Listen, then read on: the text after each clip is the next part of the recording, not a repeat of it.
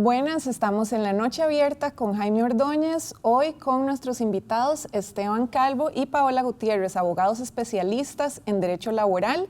Hoy vamos a hablar sobre la reforma y la regulación del derecho de huelga. Paola y Esteban han tenido posiciones un poco distintas en algunos temas, en otros temas comunes, y hoy vamos a conversar un poquito sobre esta regulación. Paola, en tus palabras, brevemente, ¿cuáles son los principales cambios que introduce la reforma? Muchas gracias, María José. Esteban. Buenas noches. El proyecto es bien importante y tiene varios puntos esenciales. Uno de esos es establecer claramente cuáles son los servicios esenciales en los que hay una limitación para la huelga. Establece el tema salarial en cuanto a la suspensión del contrato durante el periodo de huelga. Establece la posibilidad de huelgas o de protestas contra políticas públicas por un plazo de 48 horas, que antes no estaba en la versión original. Establece también, por ejemplo, la posibilidad de servicios de importancia trascendental en los cuales se puede ir a huelga, estableciendo un plan de servicios mínimos. Establece una clasificación específica para el sector educación, que es el de servicios estratégicos, que pueden ir hasta determinada cantidad de días, manteniendo ciertos servicios que establece la ley. Así que tiene una serie de importantes modificaciones y cambios que vienen a mejorar y a establecer reglas claras para el ejercicio del derecho fundamental a la huelga. Paola, pero estos cambios están a tono con la costumbre internacional, con legislación de otros países, con lo que había antes, es decir, a nivel social, ¿qué tan profundo es el cambio? Es un cambio que sí está perfectamente conforme con la Constitución, incluso hasta con los criterios de los órganos de control de la OIT, que a pesar de no ser vinculantes, pues en muchos casos son una referencia. Tanto el tema de servicios esenciales en la función pública está establecido ahí, que se pueden establecer límites, incluso hasta las prohibiciones. El tema de la suspensión del contrato de trabajo, que ha sido un tema que ha generado mucha discusión, y en realidad sorprende que genere discusión cuando es algo que a nivel internacional ha sido totalmente aceptado, es decir, es la regla general el tema de la suspensión, e incluso está en el Código de Trabajo.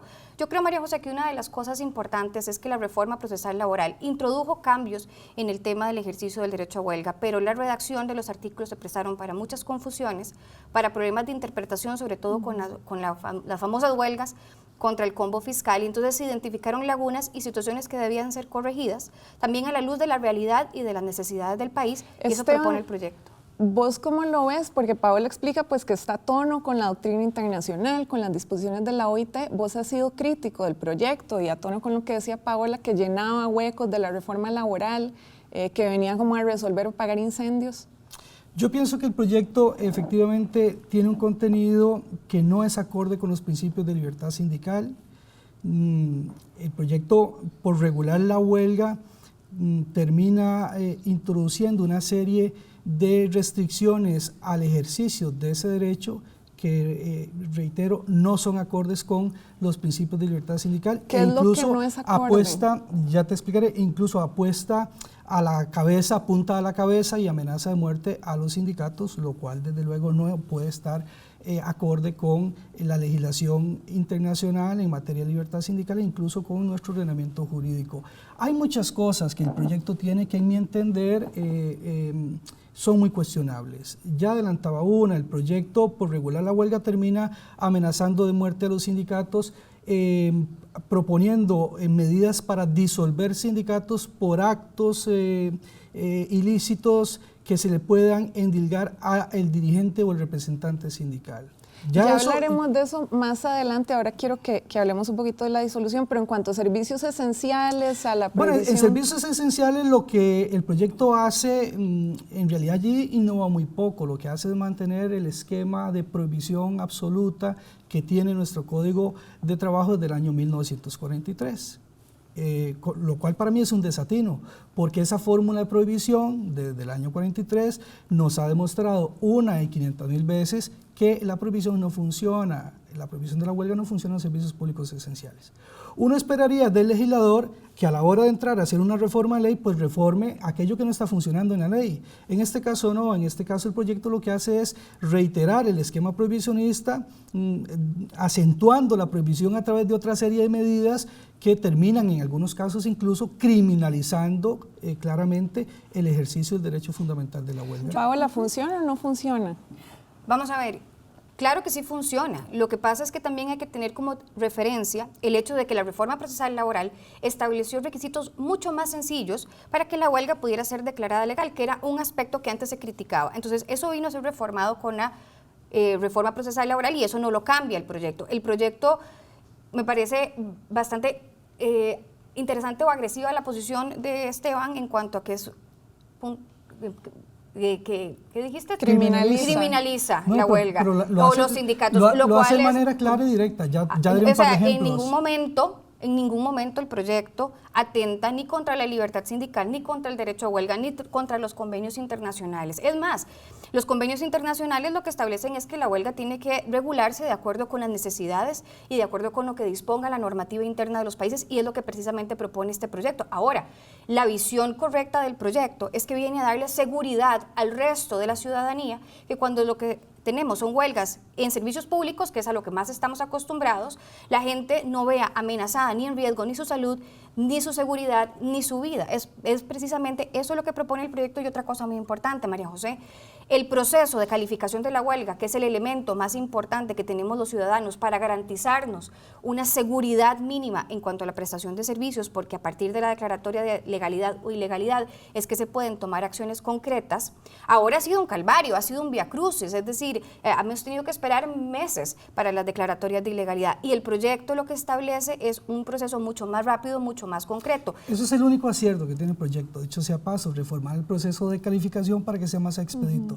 Fuera de eso son solo inconvenientes. Daré un ejemplo clarísimo de cómo el proyecto criminaliza la huelga, claramente. Es decir, hay un artículo que dice que si a los representantes o dirigentes sindicales se les condena penalmente por una serie de artículos que se referencian al Código Penal, el sindicato podrá ser disuelto. Uno de los artículos que se cita como causal de disolución del sindicato es el denominado entorpecimiento de los servicios públicos. Vamos a sostener esa idea y ya regresamos, vamos a ir con un pequeño corte. Además, este tema creo que amerita ahondarlo. Estamos en la noche abierta discutiendo sobre reforma de las regulaciones de huelga con Paola Gutiérrez y Esteban Calvo.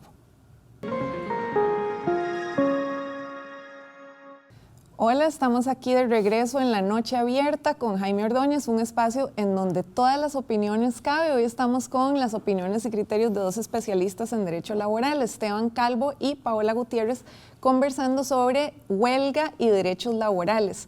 Esteban, hacías una afirmación un poco fuerte en el sentido que el proyecto de ley criminaliza la huelga. ¿Puedes ampliar un poquito de qué manera, si dijimos que está a tono con la legislación internacional, o eso decía Paola, en qué sentido lo criminaliza? No, el proyecto establece de manera expresa que cuando a un dirigente sindical se le condene penalmente por alguno de los delitos que la misma ley referencia, se disuelve el sindicato. Uno de esos delitos es el denominado entorpecimiento de los servicios públicos. El tipo penal que tiene ese delito en el Código Penal básicamente dice que sin que se incurren actos de coacción o violencia, alterar el funcionamiento normal del servicio es un delito.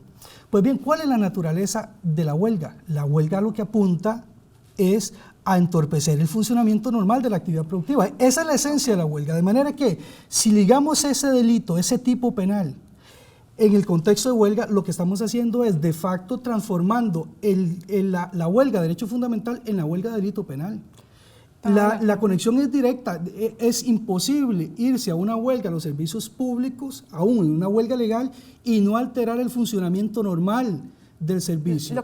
Y la ley dice que eso es un delito. Lo que no hay que confundir es la regularización de la huelga con la criminalización de la huelga. Son dos cosas completamente distintas. El proyecto no lo distingue en este aspecto. No, claro que sí lo distingue, pero vamos a ver, es que, Esteban, vos dijiste ahora, bueno, es que la regulación de prohibición en los servicios esenciales no existe porque igual se viola la ley. No funciona porque sí existe. Claro, existe.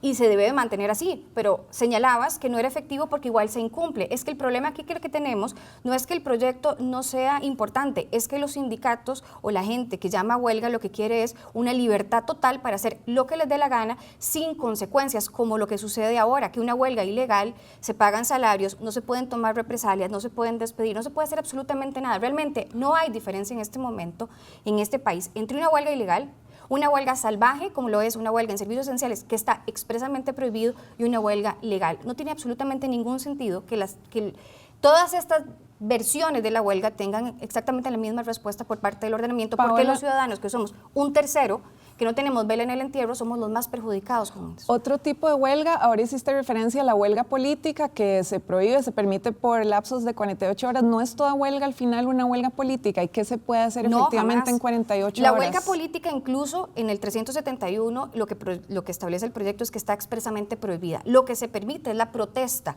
durante la jornada laboral por un espacio de 48 horas, siempre y cuando sea contra una política pública que venga a perjudicar o que venga a afectar los intereses económicos o sociales de los grupos que se sientan afectados. Eso es lo que está establecido en el proyecto.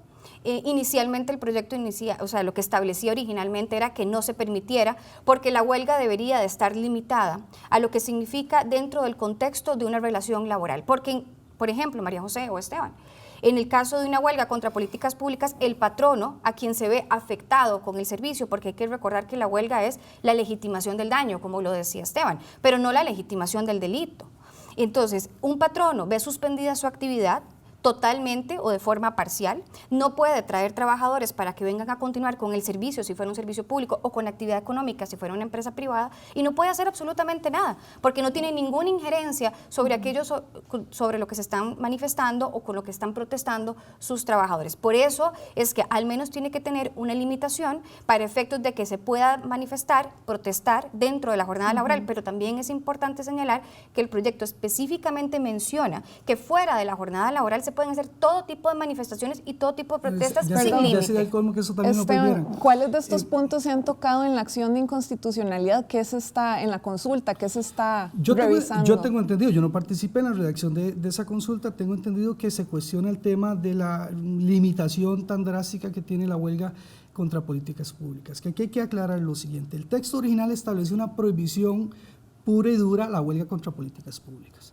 Los redactores del proyecto se percataron en algún momento de que aquello violaba directamente todos los criterios que han dado los órganos de control de la OIT y cambiaron la redacción matizándola, diciéndonos, bueno, se puede ir a huelga contra políticas públicas, pero limitada a 48 horas y siempre y cuando se cumplan los requisitos que se establecen en los artículos 377 y 371.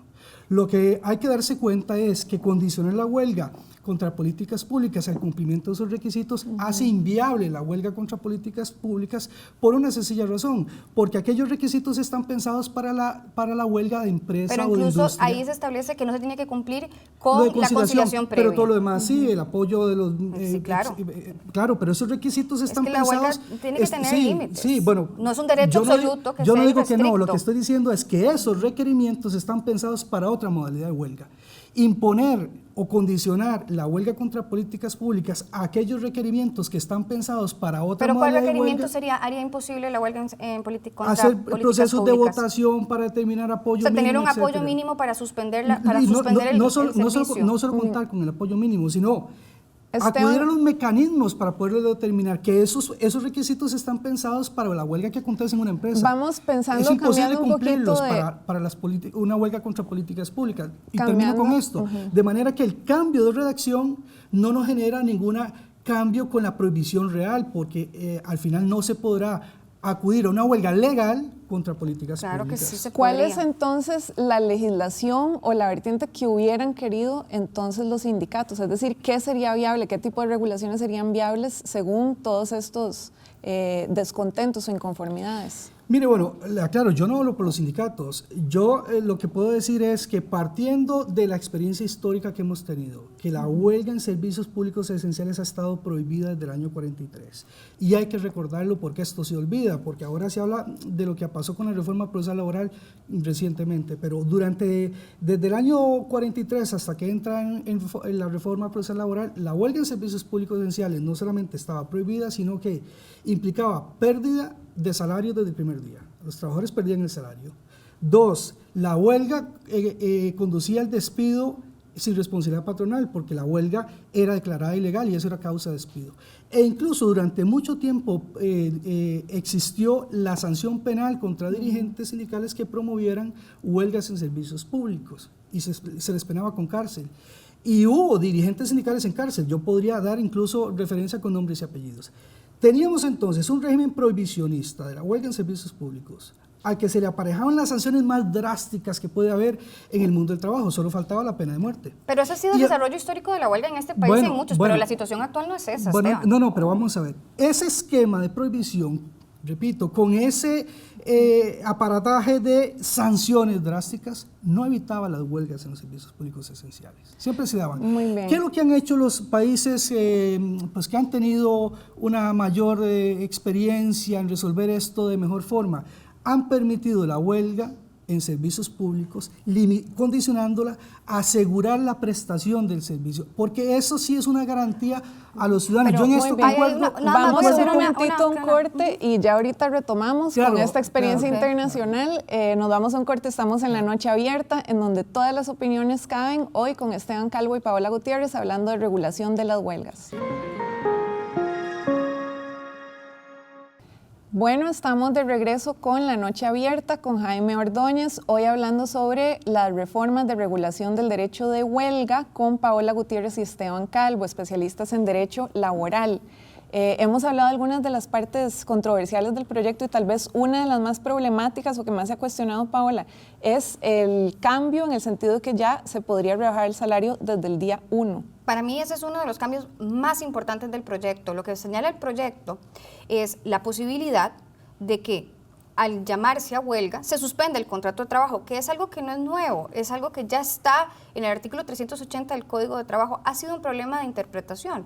La huelga es el derecho que tienen los trabajadores para no realizar la actividad para la cual fueron contratados, con la protección legal de no poder ser despedidos ni que puedan otros trabajadores venir a ocupar sus puestos. Pero la huelga no es el derecho a recibir salarios sin trabajar y eso es algo que se ha malinterpretado a partir de la reforma procesal laboral por varias resoluciones judiciales. Entonces viene a corregir el rumbo en ese sentido, es algo que no es ninguna novedad, sucede en la mayoría de los países en todo el mundo, no solo en América Latina, en Europa también, y esto lo que viene a dar es un poco de equilibrio, el equilibrio necesario en este enfrentamiento de fuerzas que es la huelga.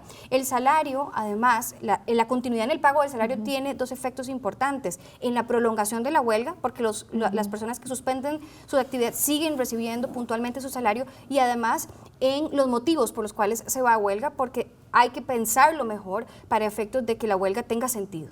En algunos países se utilizan las cajas de solidaridad o resistencia. Aquí en algún momento se han implementado, esta pregunta es para ambos, si se han implementado las contribuciones de otros trabajadores sindicalizados, instituciones, personas que apoyan el movimiento y que son quienes financian de alguna manera esa reducción de salario. ¿Se ha considerado como alguna opción?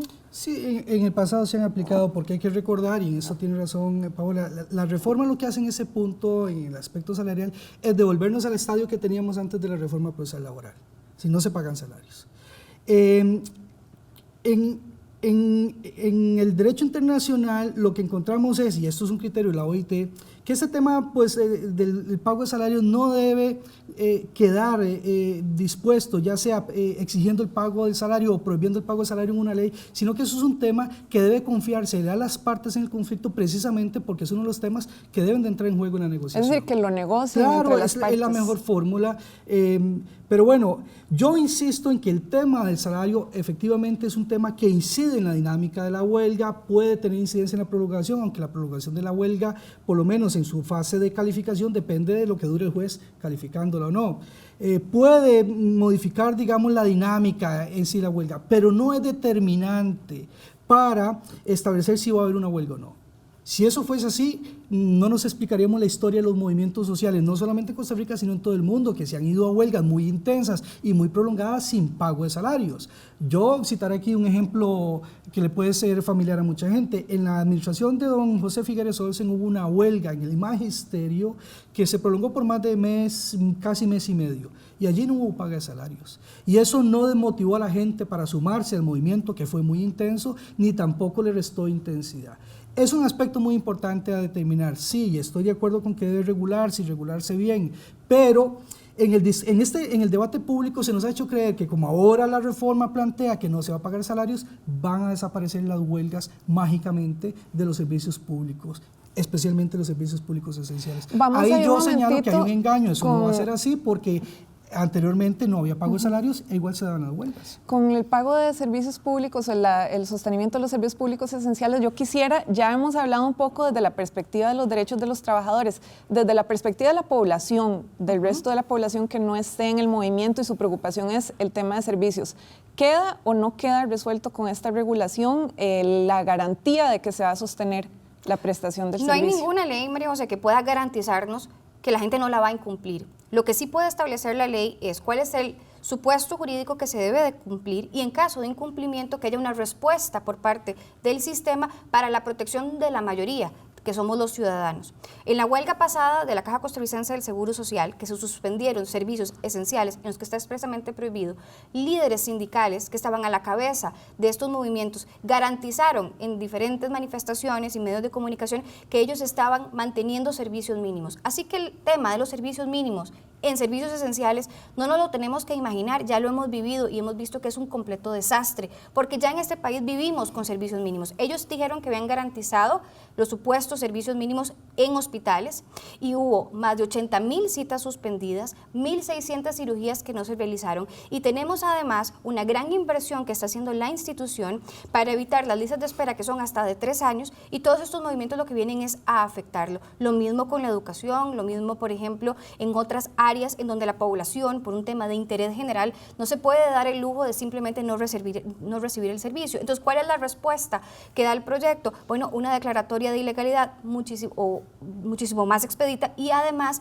en el caso de los servicios esenciales, como está expresamente prohibido, lo que se señala es todavía un proceso más corto en donde el juez tiene la posibilidad de analizar si estamos en uno de los casos de prohibición y ordenar que los trabajadores regresen. La parte sindical lo que hacía era cuestionar esto porque decía que se les dejaba fuera su posibilidad de ejercer su legítimo derecho de defensa, lo cual no es cierto porque tienen posibilidad de apersonarse en el proceso y en caso de no estar de acuerdo se les da la posibilidad de apelar a esta decisión del juez, pero eso sí es una garantía para el resto de la ciudadanía que quedamos ahí en mitad del conflicto sin tener ninguna posibilidad de tener injerencia sobre su resolución, pero sí muy afectado con servicios que son de primordial importancia. Ok, vamos a ir haciendo unas conclusiones, 30 segundos, 1 minuto cada uno. Lo principal que quieren rescatar, Esteban, también me parece que tu propuesta respecto de lo que plantea Paola es que sería más eficiente garantizar el servicio mínimo que la prohibición total. Eso es lo que nos enseña el derecho comparado.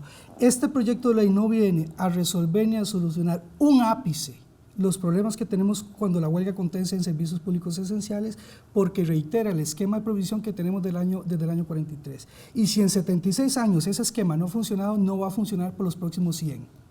El modelo más sensato, más lógico, que sí se vuelve una garantía a los usuarios de los servicios públicos es el establecimiento de servicios mínimos. Es decir, que cuando acontece una huelga en los servicios públicos esenciales, la población tiene garantía de que ese servicio no se va a interrumpir.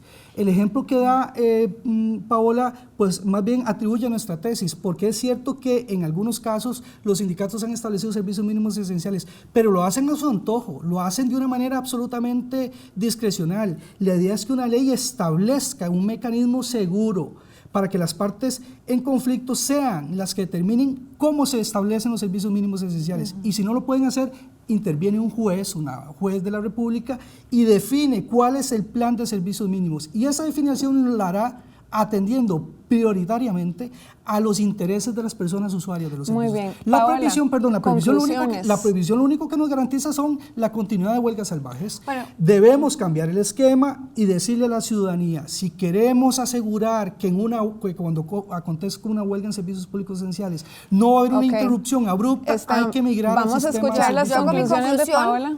Continuando con la idea de Esteban, y es que hay una contradicción muy importante.